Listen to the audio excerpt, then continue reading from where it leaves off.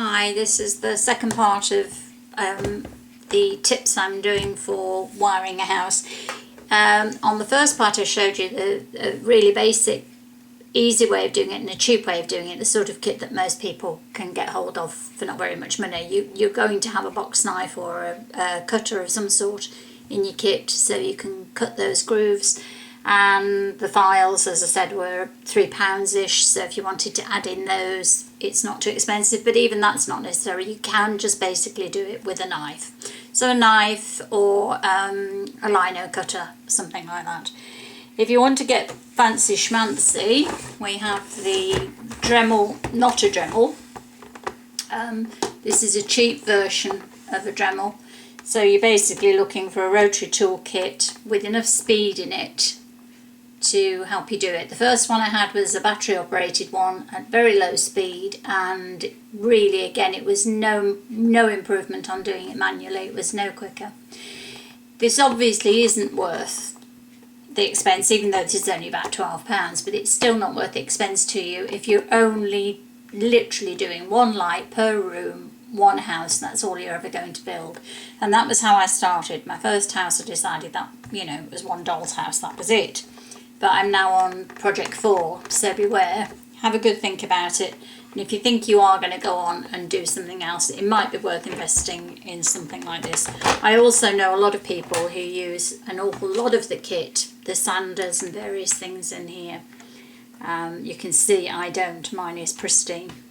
Sorry, I pointed to sanders and they're not. Here's the sanders.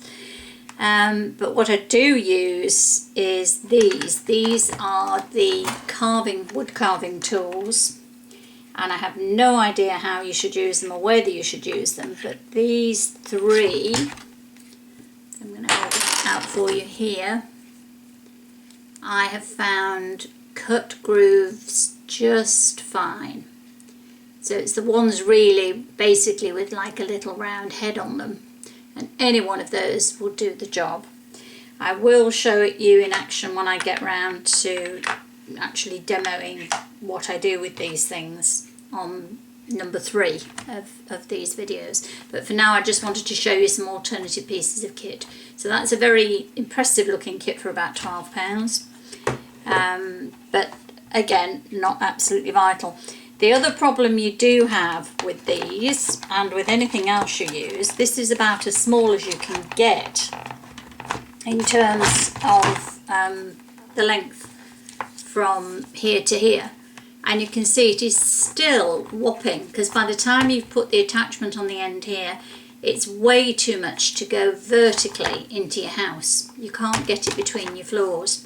But for cutting grooves it's fine, because you're going to run it along like that. So it's actually, this will work for that. But to try and drill with it, for instance, not a hope, because it's just not going to go between that 7.5, 8 inches that you've got for your room height for the 2 floors. So mentioning that, when you come to drill, just an ordinary little hand drill, a pin vise, a hand drill, anything like that will do you for drilling the holes for the electrics. There is, in fact, a little stubby drill that you can get.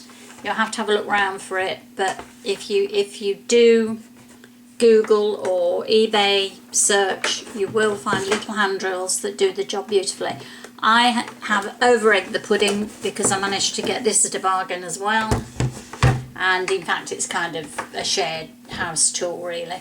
But this is again the posh way of going about it, and it's a right angle drill. I won't show you the power pack and all of those bits, I just want to show you the principle of it. So as you can see now, it's much shorter this way.